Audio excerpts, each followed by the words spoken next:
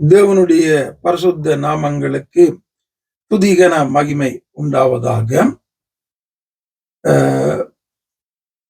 ஆண்டவருடைய இந்த வார்த்தைகளை ஒரு 5-6 நிமிடங்கள் தினமும் சிறிய செய்தியாக உங்கள் மத்தியிலே ஜீவ வார்த்தைகள் என்கிற நிகழ்ச்சியின் மூலம் கொண்டு வர ஆண்டவர் கிருபை செய்திருக்கிறாரு.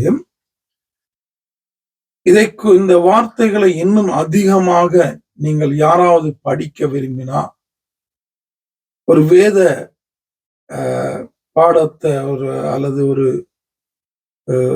தியானத்தை செய்யும்படியாக நான் வாஞ்சிக்கிறேன். யாராவது உங்களுக்கு இன்னும் அதிகமாக நான் கொடுக்கிற வார்த்தைகளை படிக்க வேண்டுமாய் விரும்பினால், அல்லது அதுல இருக்கிற சந்தேகங்கள் கேள்விகளை கேட்க வேண்டுமானால் என்னோடு கூட நீங்க தாராளமாக தொடர்பு கொள்ளலாம்.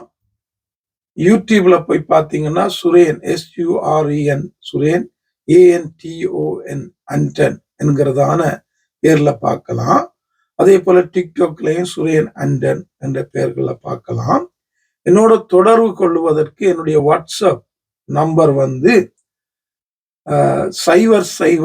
44 78 67 91 62 81. WhatsApp number 0044 7867 91 6281. இந்த இலக்கத்தில் நீங்க என்னோடு கூட தாராளமாக தொடர்பு கொள்ளலாம். சந்தேகங்கள், கேள்விகள் அல்லது இன்னும் அதிகமாக நேரம் எடுத்து இந்த வார்த்தைகளை படிக்க யாராவது விரும்பினா தயவு செய்து தொடர்பு கொள்ளுங்க. ஆண்டவர் உங்களை தொடர்ந்தும் ஆசீர்வதித்து வழி நடத்துவாராக. ரோமர் 8ஆம் அதிகாரம் 11வது வசனம் 10வது வசனம். மேலும் கிறிஸ்து உங்களில் இருந்தால் சரீரமானது பாவத்தின் நிமித்தம் மரித்ததாயும் ஆவியானது நீதியின் நிமித்தம் ஜீவனுள்ளதாயும் இருக்கும். தொடர்ந்தும் பவுல் இந்த ஆவிக்குரிய காரியம், சரீரத்துக்குரிய காரியம், ஆவியின் சிந்தை, சரீரத்தின் சிந்தை, ஆவியானவரால் எப்படி வாழுவது, அது எங்கே கொண்டு போகும், சரீரம் மாமிசத்தில் எப்படி வாழ்ந்தா அது எங்க கொண்டு போகும் என்பதை சொல்லி, அதோடு கூட மாமிசத்தின்படி வாழாதீங்க, ஆவியின்படி வாழுங்க என்பதை வலியுறுத்தி சொல்லி கொண்டு வருகிறாரு. இந்த 10வது வசனத்துல கிறிஸ்து உங்களில் இருந்தால் சரீரமானது பாவத்தின் நிமித்தம் மரித்ததாயும் ஆவியானது நீதி நிமித்தம் ஜீவன் உள்ளதாயும் இருக்கும். கிறிஸ்து உங்கள இருந்தா நீங்க சரீரத்துல மாமிசத்துல மரிச்சு ஆவியில, ஆவியானவரால, வார்த்தையில வாழுகிற ஒரு வாழ்க்கை உங்களுக்கு இருக்கும். ஜீவனுக்குரிய ஒரு வாழ்க்கை உங்களுக்கு இருக்கும். உங்களுடைய ஜீவன் நித்தியத்துக்கு நேராய் ஆய்த்தப்படுகிற ஒரு வாழ்க்கை உங்களுக்கு இருக்கும் என்று பவுல் இங்க சொல்றார்.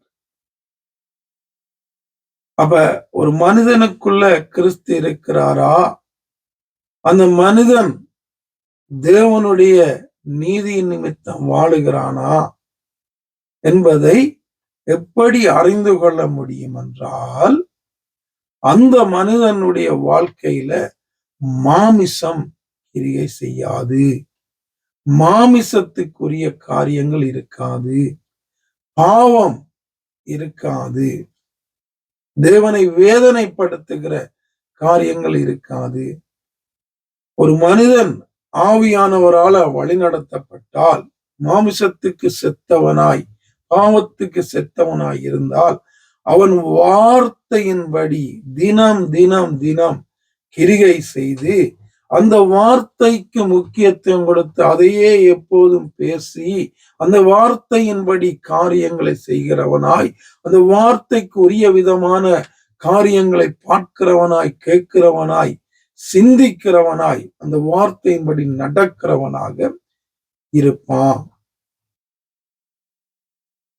கிறிஸ்து உங்களில் இருந்தால், கிறிஸ்து உங்களில் வாசம் பண்ணினால், கிறிஸ்துவுக்கு உரியவர்களாய் நீங்க வாழ்ந்தா, ரட்சிக்கப்பட்ட ஒரு வாழ்க்கை வாழுகிறவர்களாக நீங்க இருந்தா இப்படியான ஒரு வாழ்க்கை வாழுவீங்க.